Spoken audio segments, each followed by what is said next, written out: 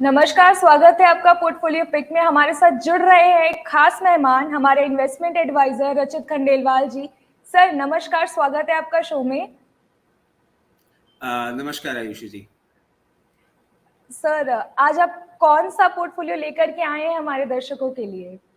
आयुषी जी, आज का portfolio pick जो है वो एक बहुत पुराना बैंकिंग काउंटर मैं लेकर आया हूँ। और इस बैंकिंग काउंटर के लिए मैं एक चीज़ बोल सकता हूँ कि एक ज़माना था जब इस बैंकिंग काउंटर के मूवमेंट से मार्केट बहुत हर्षोल्लासित हो जाता था और ये बहुत मोस्ट टॉक्ड अबाउट बैंक था। बट कुछ इसमें प्रॉब्लम्स आई और उसके बाद सिचुएशन थोड़ी सी डिटेरियोरेट हो गई इस बैंक के लिए। और आज ये बहुत ही नीचे जाके बैठा हुआ है। और जिस बैंक की मैं बात कर रहा हूँ वो बैंक है पीएनबी, पंजाब नेशनल बैंक। इसके बारे में अगर हम देखें तो ये बैंक आपका 1894 में इस्टेब्लिश हुआ था। और दयाल सिंह जी मजीठिया, जो पुराने लोग जानते हों इनको, जिन्होंने द ट्रिब्यून को भी बनाया था, उसी पर्टिकुलर न्यूज़पेपर के फाउंडर ने ही ये बैंक बनाया था। और ये फॉर्म हुआ था इन 1894 इन लाहौर, पाकिस्तान।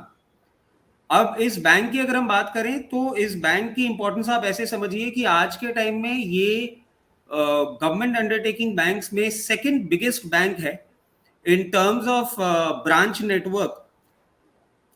और जो बिजनेस है इसका वो सेकंड बिगेस्ट है।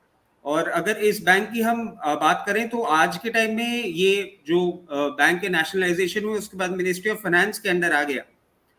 अगर इस बैंक के बारे में हम समझें तो बीच में जो हमने बैंकिंग स्कैम्स के नाम सुने थे उसमें ये आया था और उसके चलते इसकी बहुत पिटाई भी हुई। और उसके बाद से ही ये बहुत अंडर प्रेशर में रहा। इसका ईयर 2021 में भी फंड इन्फ्यूजन हुआ, गवर्नमेंट के द्वारा भी इसमें फंड इन्फ्यूजन किया गया था। और जैसे कि मैं आपको बता रहा हूँ कि ये सेकेंड लार्जेस्ट बैंक है, इसकी फेस वैल्यू है ₹2 पीएनबी की।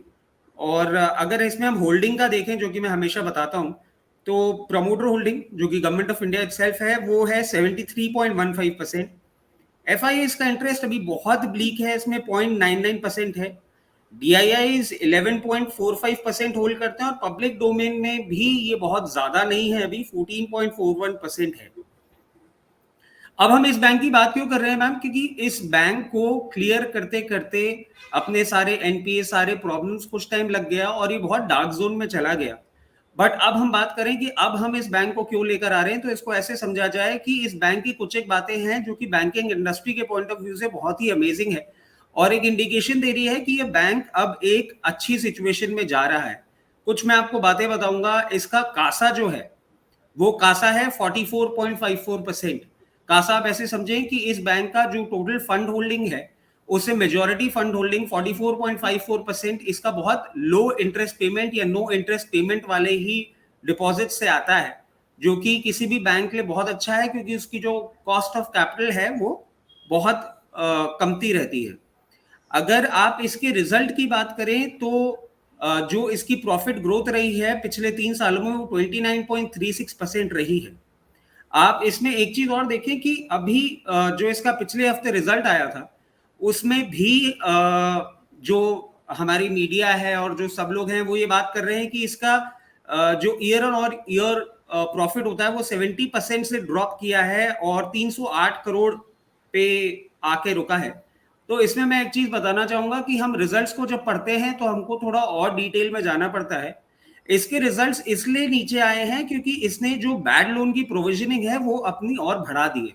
बैड लोन की प्रोविजनिंग मतलब बैंक अपने पॉसिबल डिफॉल्ट्स के लिए अभी से प्रिपेयर होके बैठ गया है, जो कि एक तरीके से देखा जाए तो मैं इसको पॉजिटिव डायरेक्शन में ही मानूंगा। उस रिजल्ट में ही हमने एक और चीज देखी कि इसके ग्रॉस एनपीएस जो है वो डिक्लाइन हुए हैं 11.2% पे। अगर हम लास्ट जून 2021 की बात करें तो 14.33% पे थे, उससे ये ग्रॉस एनपीए लेवल्स नीचे आए हैं। अब एक और मजेदार बात बताऊंगा मैं आपको इसकी कि इसकी जो बुक वैल्यू है वो 82.65 रुपीज है इसके शेयर की। और आप देख सकते हैं कि ये 30 ₹32 के बीच में ट्रेड कर रहा है, ये एक चीज बताता है किसी स्टॉक की अगर बुक वैल्यू ऊपर है और मार्केट वैल्यू नीचे है तो कहीं ना कहीं अगर फंडामेंटल्स ठीक हो रहे हैं तो स्टॉक बहुत अंडर वैल्यूड है, और बुक वैल्यू को मैचअप करने के लिए इसमें आप कभी भी in medium term to long term एक रैली देख सकते हैं। और एक दो पॉइंट मैं आपको बताना चाहूंगा कि इसके एनपीएज अब खत्म होने के बाद धीरे धीरे इसकी एसेट क्वालिटी इंप्रूव हो रही है। आप ऐसे भी इसको समझ सकते हैं कि जून 2021 में इस पर्टिकुलर बैंक का जो नेटवर्थ निकल के आया था वो 59,470 करोड़ था, जो कि अब इंप्रूव होके 62,900 करोड़ पे आके बैठ गया है। करीबन 3,500 करोड़ का पिछले साल से इस साल में इसमें एसेट क्वालिटी का भी इंप्रूवमेंट आया है। तो ओवरऑल अगर हम देखें और इसको समझें, मैं समझता हूं कि पीएनबी आज के टाइम में finally out of the woods आ रहा है।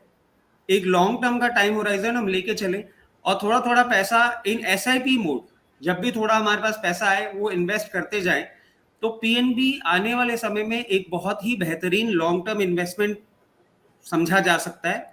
अभी 30 से 32 रुपए के लेवल पे आप इन्वेस्टमेंट चालू कर सकते हैं, और अगर ये नीचे आता है करीबन 26 रुपए 27 रुपए भी आता है तो कोई विचलित होने की, कोई डरने की बात नहीं। इनफैक्ट मैं तो बोलूंगा कि अगर 24 रुपए के आसपास भी आता है तो कोई परेशानी नहीं है। आप इसमें अपना एसआईपी रूट में छोटा छोटा पैसा लगा सकते हैं, और जैसे ही ये बैंक एक रिकवरी स्टेट पे आएगा, मैं समझता हूं इस बैंक के लिए near term, short to medium term अगर हम टारगेट लेके चले तो 45 रुपए से 70 रुपए, ये दो ऐसे टारगेट हैं जो पीएनबी आने वाले समय में बहुत जल्दी अचीव करने की क्षमता रखता है। और आगे जैसे जैसे ये मूवमेंट करता रहेगा हम इसमें अपना कवरेज मेंटेन रखेंगे। जी जी सर, तो आप सुन रहे थे हमारे एनालिस्ट को, रचित खंडेलवाल जी को। सर काफी उम्दा एनालिसिस, काफी उम्दा स्टॉक।